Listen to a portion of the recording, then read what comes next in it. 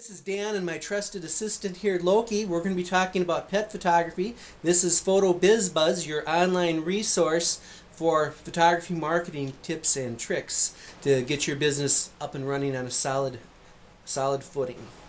Now, the pet photography industry, pet pampering industry, I should say, is a billion-dollar market, so it's a great opportunity. To be a pet photographer, it requires a love for your little animals, a calm manner, and lots of patience. Pets are like children. They are anxious and nervous. They may or may not like you or your camera. If the pet is well trained, it makes your job a lot easier.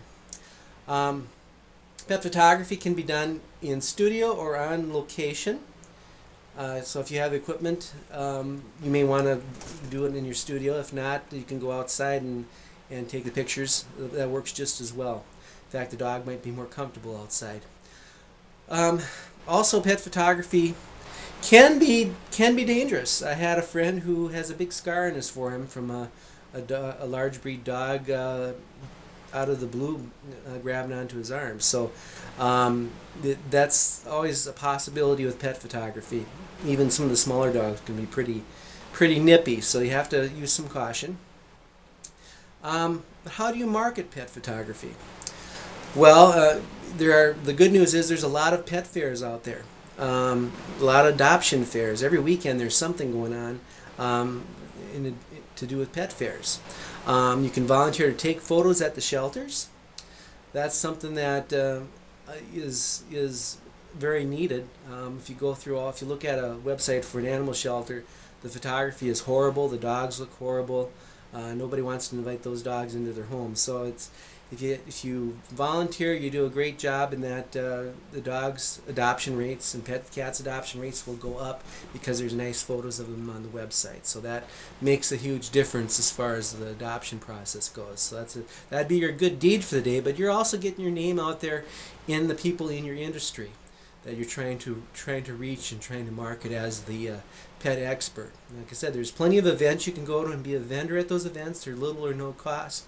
It's a great way to get your name out there. And you can also create your own event if you want to. You can also specialize. For example, if you want to be a dog show photographer, you can get into that line of work, but know what you're getting into, know the market, know what type of photography is expected of you if you're going to be a dog show photographer. You can do candids and turn those into the organizers or sell the CD to the organizers if you want to go that route, or you can actually work for a pet photography company that's got photographers on site and be a contract photographer for them. A lot of places are always looking for contract photographers. So those are some options for you, and you can practice on your own pet to get yourself going and get yourself started. And your friends' pets, your neighbor pets. It's not hard to find a dog or cat to do pet photos of. So you can get a lot of practice in that way as well. And then also, but I think the key to this is to be in the pet photography business, be very visible. Go to events. It's not necessarily who you know, it's who they know and that they know you as the pet photography expert. Brand yourself as that expert. Be that expert. Be the brand, and you'll have a great career in pet photography, because once people get to know you as the expert in pet photography, people will come to you. I guarantee it. That's all I have for this week. Keep checking this site out. We will have our video. We try to do a video every week covering a particular topic of photography. Once again, our website and blog site is photographybusinessbuilder.com, where I'll have the tips and the videos there, as well as on our YouTube channel, which is under Photobizbuzz. So I look forward till next week. Have a great weekend, and cuddle with your pets sometime and take advantage of that pet photography business. It's a great, fun business to be in.